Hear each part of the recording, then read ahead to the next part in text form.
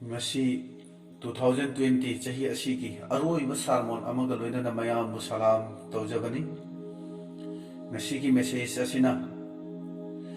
ishona pamde haibasi khanglaba adubu aikoi thadokpadi ngamdraba adugumba phattaba hainabi mayam tu soidana thadokpa ngamhangani haina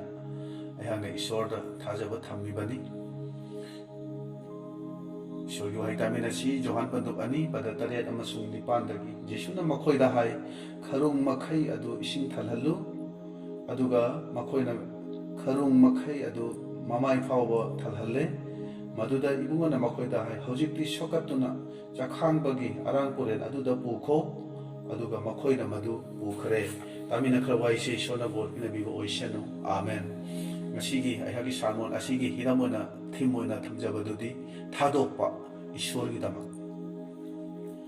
aikoi pumnamangna masigi warisi khangnaribani masida hiram oiraga salmon kaya suta khrabani yamna maming chatpa bible gi padani masida aikoi khangbasi luhongbagi thoram amada jisuna segoksinga amasu mamasu yauna saruk yakhibani masigi warisidagi ishorgi wahi ase ehak telapna haidoknaba tawjage aduga masidagi asigi salmon asidagi aikhoigi problem mayam amagi paukhumsu phangani haina ehangna ishorda asa thamlibani mamangi salmon singdasu ain haikibagumna hojiki matam asida ichili naw ayambadi mobile da matam manghanba anoba apps da matam manghanba taimangpan bagi phattaba hiram kaya da thawai yauduna thajaba hanthanba Chendal labida hena puning changba punsina hena thoina koiba langba pamba taimangpan bagi hendana ba yamna luxury aduga glamour oiba pamba masi mayam se ina phatte haibadi natte aduba aina haijaning badi aigi thawai hakchang na maduda henjin na lupsin khiduna minaigum oihanba phattabani khanglasu thadokpa ngamdaba thabakto madu aigi taimangpan ni Jisuna hairi aina nakhoibu taimung pandagi khallabani Romeo tarani thoigi anida hairi nakhoina taimung pandagi matung inba saong loganu aduna bible na hairi jisubu kariguma mafam amada luhongba amagi damang barton tawrami mahangna mafam du hek thungbada mama mariam na hai luhongba sida trakha mahi konadre jisuna madu hekta bada ahan boina mahang haibase henupi aina Nanga kari tofam leibagi adubu wafam ase khoigi Bible CL version dadi asumna hairi he nupi nangna aingonda taklakliba kari kino asumna haibani amabu orabasu aikoina khangi jisuna chahi kunthra phawba mariam ga leminaki mahangna machani pa ama oibagi imung manungi tawfam thokpa khudingma ado mahangna tawkhibani adubu thaugalgi damak hek thorapadagi di magi emotional attachment haibadi imung manungi oiba henjinna nungsiba henjinna napsinba janaba singado madugumba thadokpa ngamdaba mari amatta lekhidre thaugalgi damak mahangna imung manung machin manaw mama magi mari mata khudimok mana nungsinaramba mayam sigado mana thadokkhibani aikhoina khangi jisuna nupa amada itungi lu haina haiki maduda nupa duna aigi ipabu hana poloiram laga nangi natung injage haina haiki maduda jisuna haiki asiba singna asibabu poloina na bathanamu masida nupaduna haiki bado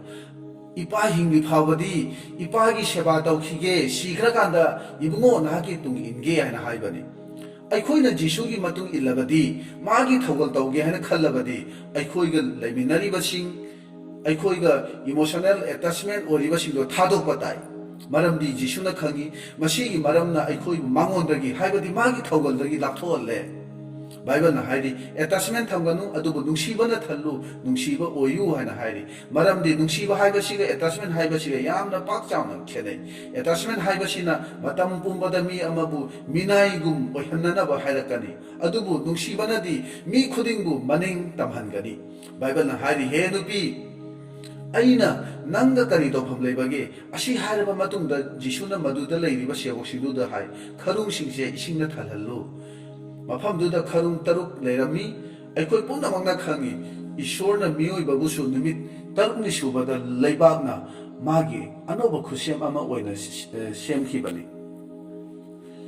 ꯁꯦꯕꯣꯛꯁꯤꯡꯗꯨꯅ ꯈꯔꯨꯡꯁꯤꯡꯗꯨ ꯏꯁꯤꯡꯅ ꯊꯜꯍꯜꯂꯕꯗ ꯖꯤꯁꯨꯅ ꯍꯥꯏ ꯍꯧꯖꯤꯛ ꯃꯁꯤ ꯄꯨꯔꯒ ꯑꯔꯥꯡ ꯄꯨꯔꯦꯟ ꯑꯗꯨꯗ ꯄꯤꯔꯨꯆꯣ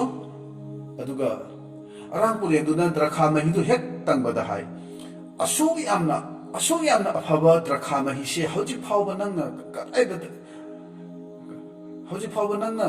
ꯀꯗꯥꯏꯗ ꯊꯝꯂꯨꯕꯅꯣ ꯍꯥꯏꯅ ꯍꯥꯏꯈꯤꯕꯅꯤ ꯏꯆꯤꯟ ꯏꯅꯥꯎꯁꯤꯡ ꯂꯨꯍꯣꯡꯐꯝꯗꯨꯗ ꯗ꯭ꯔꯈꯥ ꯃꯍꯤ ꯋꯥꯠꯂꯤꯕꯔꯥ ꯅꯠꯇ꯭ꯔꯒ ꯏꯁꯤꯡ ꯋꯥꯠꯂꯤꯕꯔꯥ 바이블나 하이리 드라카 마히 와투나 고나드리바니 하나 asumna hairi adubu jishunadi makoida hairi kharungshingdu ising hajinduna thalhallu khanduna yengbu luhongmaduda aikhoina yauramlabadi haigadi prabhu ising karigi haidono asidadi drakha mahi watlibadi aikhoina khangi wari sida yamna angakpa ama aikhoina uba phangi madudi karino hairigadi jishuna haibadumagni makoina tawkhibadu aduga aina hajanibadi jishuna haibadu tawbase magi yathang ngakpa khakki wa natte masidi maunda surrender tawjaba maunda ikoi thawai hakchang ase maunda kachabani ising hairi basingduna makoina di khalambani wali basi ising natte drakha mahini adubu makoina masa gi oiba heiba singba khangba heiba madu pumna magado thadokibani aduga jishuna haibadu makoina tawkhibani ngasigi numina sida maruoina thajabani haina leiriba maruoina naha oiba singda aina hajanibani ishwarna pamdaba phattaba relationship da henjinna lupshin khiduna maduda addict oikrabadi natraga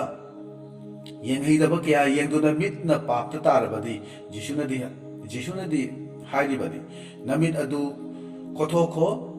aduga amuk ishona yadaba tahoidaba thabak khutna tawrabadi khuttu kakthatuna hundokhoin hairibadi matangsina jishuna karamba makhalgi hakchangi oba papki maramda haibano masi aikoi pungna mangna khanglibani aina hajanibadi aina tawribasi aina khallibasi chatlibasi phatte ishona yade haibasi sengda khangi hairiba phattaba papki hainabi thabak adudagi nanthoknanaba madudagi chenthoknanaba thadoknanaba kayarak honai aikoi maduda mai pakpa ngamde hena asum madugi langduda tai aikoina isana kanna hotnabana madu mai pakloi haibase aikoi khangminasi drakha mahidu loikrabada kharungduda ising thanna haijinanaba jishuna haikibadi aikona khangba yabadi loikraba ariba drakha mahi ado miyoibagi pangalna miyoibagi haisingmana semkhibadi aikoi isana isabu hongdoknabagi damak ahongba punsi oinabagi damak effort pibana yaroi isagi haisingba tawba ngamaduna anoba punsi phangba yaroi madugi mahuttadi surrender ishorda sinaba mangonda isa kathok jabatai aigi haisingba tawba ngamba thadokpa tai ariba drakha mahidu loikhrabada haibadi miyoibagi hotnaba amadi tawba ngambadu loikhrabada inau nauba mawong amada ishorgi mamangda akhoi changjagadabani aduga haijagadabani prabhu nangna pibiba mamal yamlaba matamse aigi papi thabakta aranba lambida sijinabase aina thadokpa ngamdre phattaba lamchat phatraba hainabi kayagi maramna emotional attachment oriba relationship kayagi maramna nangi thaugalda kathokpa ngamdre asi haiduna ishorda punsi ase aikoi sinasi aikhoina ishorbu thajaba aikoi nauna haugalakpa matam adudadi thawaida aikoise mathang chakholambani adubu hojikti matamna sum haukibagi matung inna ishorda yengdabagi maramna ishorgi pungning wakhal mangkhibagi maramna aikoigi irakta ishorna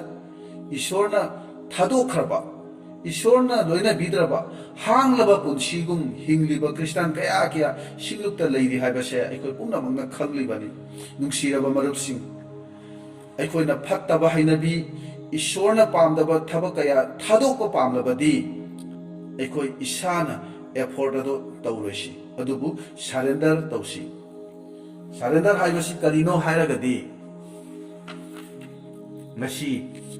aina ngasi dagi fattaba tawraroi natraga hayeng dagi fattaba pumnamak thadoklani hairagadi khudamoina chahi hoba numit 1st January da ekhoi ayambana wasagi wareb lawi aina masigi fattaba thabak se ngasi dagi tawraroi asumna nganglaroi asumna chatlaroi asi thadoklani asina chingba kaya isorgi mangda akhoi haidogi अदुब अखोना खंगी मदु नुमित निनी हुमदी मरी मंगानी फावबदी नाकनी अदुगी मतुंगददी अमुक हानगी कानादबा अमांगबा लेखा ताबा थबक अदुदा अखोय अमुका हौखिगनी मदु करिगिनो हारगदी वारेप सिंदो वासक सिंदो अगी पांगन्ना अगी लौसिंगना अगी चिन्ना अगी अनिंगबा अपामदगी अखोना हाइखिबगिनी मसीनी effort हाइबदो अखोना खंगदोबदी अखोना effort सिजिनगदोबा नते अदुबु surrender तौगदबनी surrender हाइबसे अखोइना ईश्वरगी खुयादा ईश्वरगी मांगदा चंगजदुना अखोइना हाइजगदोबनी प्रभु अइना फत्तबसे थादोके हाइना चामर खल्लो अइना खल्लबसु थादोक ngamdre nahaki namangda kya aina wasaklabasु aina wasakadu ngakpa ngamdre प्रभु नंगना इबु पांगबियु नंगी पांगल इबुंगो नागी थौजाल नतन अइना करिसु तौबा ngamdre हाइना हाइदोकपा मसीनी ईश्वर सरेंडर ईश्वर की मफम चंगजबा कथोकपा थादोकपा हाइबदो मसीनी अइना इचिलिनाव सिंदा हंगजनिबदी अखोय असुमना ईश्वर की मफम दा चंगजरिब्रा खुदना सेमबा द्रखा मही अदुना लोइखिबदो जिसुना ngaइखिबनी अनौबा द्रखा मही सेमखिबदुदा मियोइबगी पांगल मियोइबगी हाइसिंगबा होना जमन करिसु यावखिदबनी मदुगी द्रखा मही अदो सुपर नेचुरल दगी हाइबदी ईश्वर दगी मागी तौबा ngambaduna सेमखिबनी अखोय खुदिमक्ता ईश्वरना आशा तौरी मरुओइना नहासिंगदा ईश्वर की दमक फत्तबा पुंबा थादोक्तुना इशा से ईश्वर की मफमदा कच्चबसे ईश्वरना पामबनी अइना चटलिबा लमचत तौरिबा नीति नियम से प्रभु नाहंगना पामदे हाइदुना थमोय सेंगना ईश्वर दैखोय हाइदोकपा तमलसी अइना थादोकपा पामलबसु मसीबु थादोकपा ngamdre मसीना अइंगोंदा एडिक ओइखरे प्रभु अइना नंगी पांगलदुबु थाजे नहाकी पांगलदुना थवाइगी ओइबा पुंसीदा हिंगबा ngamnaba अइबु पांगल पिबिगनी अइबु मतेंग पांगबियु इसिंगना अनौबा यामना फबा द्रखा मही ओइखिबगुमना अइबुसु अनौबा पुंसी अनौबा थवाइ हक्चांग ओइहनबियु असुमना ईश्वरदा अखोय अनौबा चही असिदा चंगजरसी अदुबा ईश्वरना नंग अइबु नुमित खुदिंगी अखोगी फत्तबा हाइनबी फत्तबा अपामबदो थादोकनबगी मांगना पांगल अखोयदा सोइदना पिबिगनी अदुबा मांगना तपना अइगी फत्तबा मयामदो लौथोकपिखिनी अदुना अइना थाजै अखोय नोंगमा मसी हाइबा अखोय ngamgani मदुदी गलातिया पंदुब अनिगी कुंदा हाइबगुमना अइबु ख्रिस्टगा लोइनना क्रॉसदा सिमिना हनबिरे हौजी हिंजरीबा अइना नत्ते अदुबु अइगी नुंगदा ख्रिस्टना हिंबनी इचिलिनावसिंग ईश्वरदा कथोकपा तमसी ईश्वरगी दमक अइगी अपामबा अइगी फत्तबा हाइनबी अइगी पाप पुंबदो थादोकपा ngamnaba अखोय होनारसी तामिना खरवाइसे ईश्वरना बोर पिनबिबो ओइसनु आमेन अरोइबा ओइना ईश्वरदा प्रार्थना तौजगे नुंसी थौजालना थल्लबा सर्गदा लैबा इपा इबुंगो नाहाकी नचानुपा प्रभु जीसु ख्रिस्टगी मिंगदा इबुंगो नाहाकी नफमदा अयहांगना चंगजरगली अइगी दमक अमसुंग अइगी इचिलिनाव सिंगी दमक इबुंगो नाहाकी नफमदा नचाना निजरी अखोयगी फत्तबा हाइनबी फत्तबा अखोयगी हाइनबा मयाम असिदा अखोयना पुंसी असे लेले ꯅꯪꯅ ꯑꯩꯈꯣꯏꯕꯨ ꯀꯧꯕꯤꯕꯅꯤ ꯍꯥꯏꯕꯁꯤ ꯐꯥꯎꯕ ꯑꯩꯈꯣꯏ ꯉꯁꯤꯗꯤ ꯅꯤꯡꯁꯤꯡꯗꯔꯦ ꯑꯩꯈꯣꯏ ꯀꯥꯎꯊꯣꯛꯈ꯭ꯔꯦ ꯄ꯭ꯔꯚꯨ ꯑꯩꯈꯣꯏ ꯇꯥꯏꯕꯪꯄꯥꯟ ꯑꯁꯤꯒꯨꯝꯅ ꯑꯩꯈꯣꯏ ꯍꯤꯡꯕ ꯄꯥꯝꯗꯦ ꯇꯥꯏꯕꯪꯄꯥꯟꯕꯒꯤ ꯐꯠꯇꯕ ꯅꯤꯇꯤ ꯅꯤꯌꯣꯝ ꯂꯝꯆꯠ ꯑꯁꯤ ꯆꯠꯇꯨꯅ ꯑꯩꯈꯣꯏ ꯍꯤꯡꯕ ꯄꯥꯝꯗꯦ ꯄ꯭ꯔꯚꯨ 이붕어 나한 ꯑꯩꯈꯣꯏꯒꯤ ꯅꯨꯡꯗ ꯆꯪꯕꯤꯌꯨ ꯑꯩꯈꯣꯏꯒꯤ ꯅꯨꯡꯗ ꯂꯩꯔꯤꯕ ꯑꯃꯝꯕ ꯑꯐ ꯑꯄꯨꯟ ꯂꯩꯔꯤꯕꯁꯦ ꯁꯦꯡꯗꯕ ꯊꯋꯥꯏꯒꯤ ꯊꯕꯛꯁꯤꯡꯁꯤꯗꯒꯤ ꯑꯩꯈꯣꯏꯕꯨ ꯅꯤꯡꯇꯝꯍꯟꯕꯤꯌꯨ ꯑꯩꯈꯣꯏꯕꯨ ꯀꯟꯕꯤꯌꯨ ꯄ꯭ꯔꯚꯨ ꯅꯍꯥꯛꯀꯨꯝꯅ ꯑꯩꯈꯣꯏꯕꯨꯁꯨ ꯑꯣꯏꯕ ꯉꯝꯅꯕ 이붕어 ꯅꯍꯥꯛꯅ ꯄꯥꯡꯕꯤꯌꯨ ꯅꯇꯨꯡ ꯏꯟꯅꯕ ꯑꯩꯈꯣꯏꯕꯨ ꯇꯝꯕꯤꯌꯨ